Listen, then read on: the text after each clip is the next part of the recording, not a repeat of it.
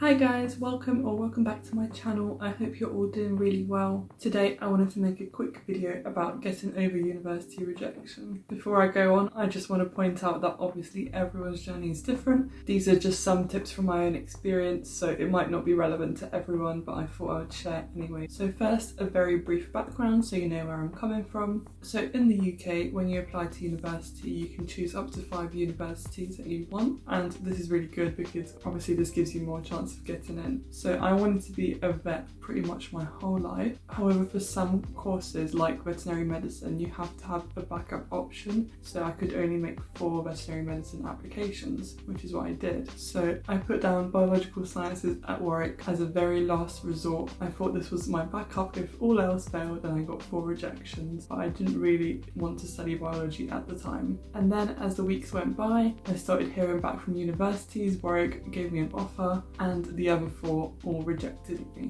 Fast forward a few years, I'm now about to finish my 3rd year at Warwick, and I think it's all worked out for the best. I don't want to be cheesy, but I do think it's one of the best things that could have happened for me. So my first tip would be to allow yourself some time to process it. I know that it can be really disheartening to get rejections from your dream university or your dream degree. So I think it's really important to let yourself be sad and let yourself be angry or whatever other emotions you might be feeling. So once you've cleared your head a little bit, my next bit of advice would be to reassess your options. Getting rejected is not the end of the world, although I realise it might feel like that at the time. However, you still always have some other options remaining. Again, this would largely depend on your situations. So if you're rejected before getting your A-level or equivalent results, then you just need to try really hard on your exams. And I know some people do get into universities that previously didn't give them an offer through adjustment. I believe that's what it's called, when you get higher grades than you were expected to get. Alternatively, some people find out on results day that they haven't met their offer and they can't go to their university. One of the main options that you have then is clearing. I know some people that have got into good universities through clearing,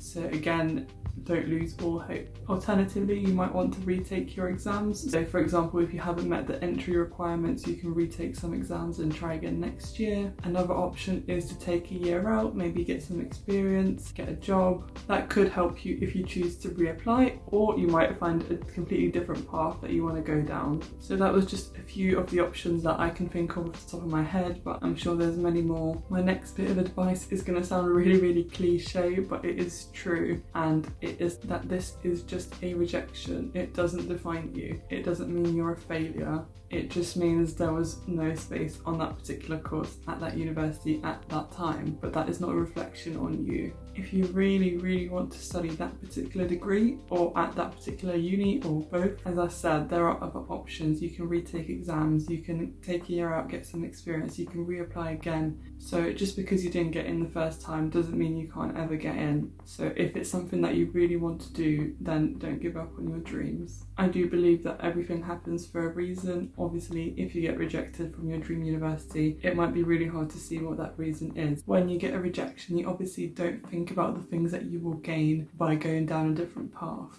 So please don't lose all hope. However, if some time has passed from your rejections and you're still feeling really lost or you're struggling, then don't be afraid to reach out. It might be a good idea to see a careers advisor because they have experience in situations like this and they might be able to help you reassess your options. And obviously speaking to friends and family is always a good idea as well. It just helps to talk things over with another person. And finally, probably my most important point is to be kind to yourself. I know at the time it can feel like the end of the world, but trust me, it isn't. And I'm sure that it will work out no matter which path you take next. So that's all my tips for today. Let me know in the comments if you have any tips or anything you want to share. And thank you very much for watching. I'll see you again soon. Bye!